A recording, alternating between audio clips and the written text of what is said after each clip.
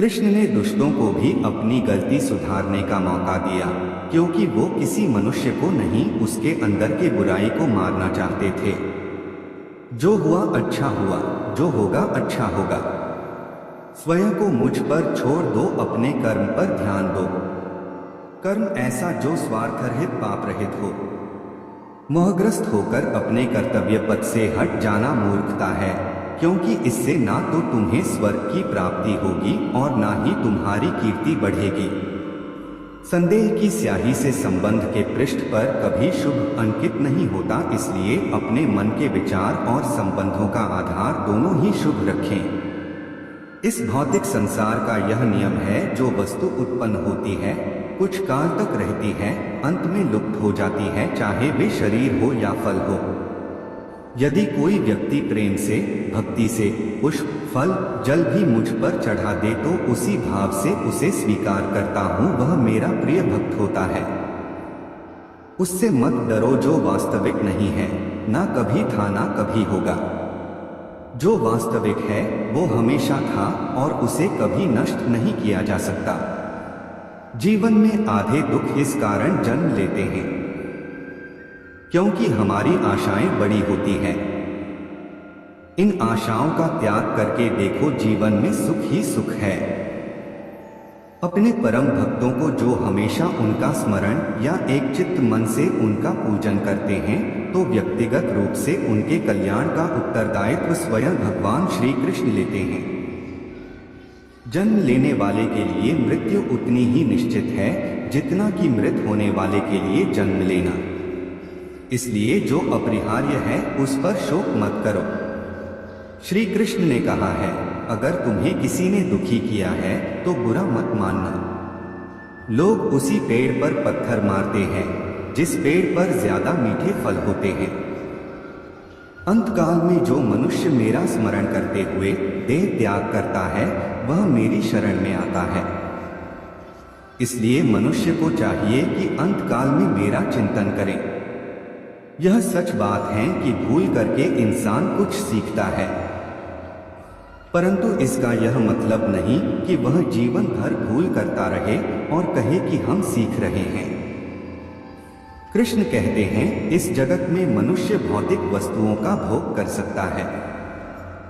अगर वे चाहे तो सब कुछ छीन सकते हैं। मनुष्य कुछ भी नहीं कर सकता। स्वार्थ से रिश्ते बनाने की कितनी भी कोशिश करें, वो कभी नहीं बनते हैं।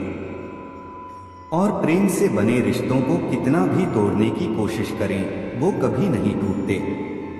क्रोध से भ्रम पैदा होता है, भ्रम से बुद्धि व्यग्र होती है।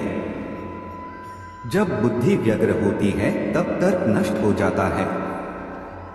जब तर्क नष्ट होता है तब व्यक्ति का पतन हो जाता है। आत्मा न तो जन्म लेती है, न कभी मरती है, और न ही इसे कभी जलाया जा सकता है, न ही पानी से गीला किया जा सकता है। आत्मा अमर और अविनाशी है। अगर व्यक्ति शिक्षा से पहले संस्कार, व्यापार से पहले व्यवहार और भगवान से पहले माता पिता को पहचान ले तो जिंदगी में कभी कोई कठिनाई नहीं आएगी। विषयों का चिंतन करने से विषयों की आसक्ति होती है। आसक्ति से इच्छा उत्पन्न होती है और इच्छा से क्रोध होता है। क्रोध से सम्मोहन और अविवेक उत्पन्न होता है। कृष्ण कहते हैं, जैसे प्राणी अपने पुराने कपड़ों उतार कर फेंक देता है, नए को धारण करता है, उसी प्रकार यह आत्मा पुराने शरीर से त्याग करके नया शरीर प्राप्त करती है। तुम उसके लिए शोक करते हो जो शोक करने के योग्य नहीं है, और फिर भी ज्ञान की बातें करते हो। बुद्धिमान व्यक्ति ना जीवित और ना ही मृत व्यक्ति के लिए शोक करते हैं।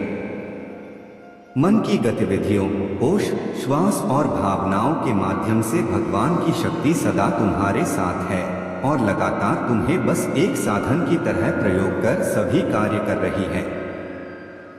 हर किसी के अंदर अपनी ताकत और अपनी कमजोरी होती है। मछली जंगल में नहीं दौड़ सकती और शेर पानी में राजा नहीं बन सकता, इसलिए अहमियत सभी को देनी चाहिए। धर्म युद्ध में कोई भी व्यक्ति निष्पक्ष नहीं रह सकता है। धर्म युद्ध में जो व्यक्ति धर्म के साथ नहीं खड़ा है, इसका मतलब है वह अधर्म का साथ दे रहा है, वह अधर्म के साथ खड़ा है।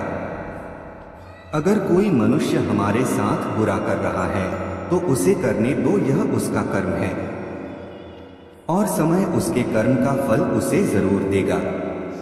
लेकिन हमें कभी भी किसी के साथ बुरा नहीं करना चाहिए, क्योंकि यही हमारा धर्म है।